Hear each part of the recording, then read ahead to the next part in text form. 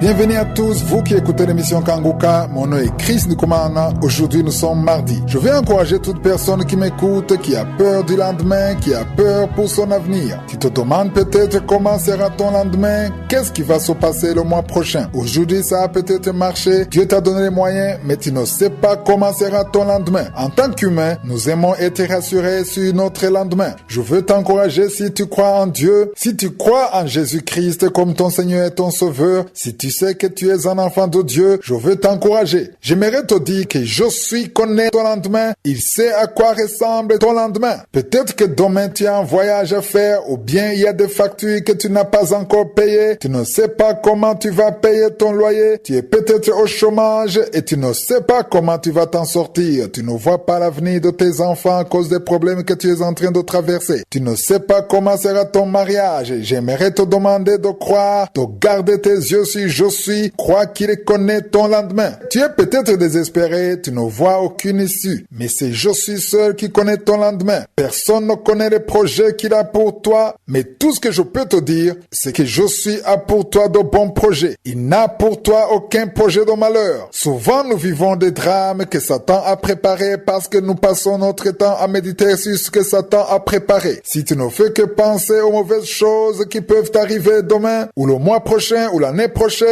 si tu ne fais que penser à cela, ça veut dire que tu crois en cela. Penser au mal tout le temps, c'est une autre forme de foi. C'est ce que je peux appeler une foi négative. Cesse de penser aux mauvaises choses. Pense que ton Père qui est dans les cieux connaît ton avenir. Pense qu'il connaît ton lendemain. Pense qu'il sait ce qu'il a préparé pour toi. Même si tu as des problèmes, Josué a un moyen de te faire sortir de là. Peut-être que tu ne vois aucun moyen, mais lui, il en connaît un. Il y a un verset que j'aime beaucoup. C'est un verset qui se trouve dans Matthieu chapitre 6, verset 34. Ce verset dit, ne vous inquiétez donc pas du lendemain, car le lendemain aura soin de lui-même. À chaque jour suffit sa peine. Aujourd'hui, tu as peut-être des problèmes, mais n'aie pas peur. Cette parole dit que le lendemain aura soin de lui-même. C'est ce qui va se passer. L'exemple que j'aimerais vous donner, un exemple qui m'aide beaucoup personnellement, c'est que si nous croyons que Dieu est notre Père, il prend soin de nous. Il sait ce dont nous avons besoin et il l'a préparé avant qu'on ne vienne au monde. Je veux parler des parents qui m'écoutent qui ont déjà eu des enfants. Si ce n'est un problème de moyens, avant même que l'enfant ne vienne au monde,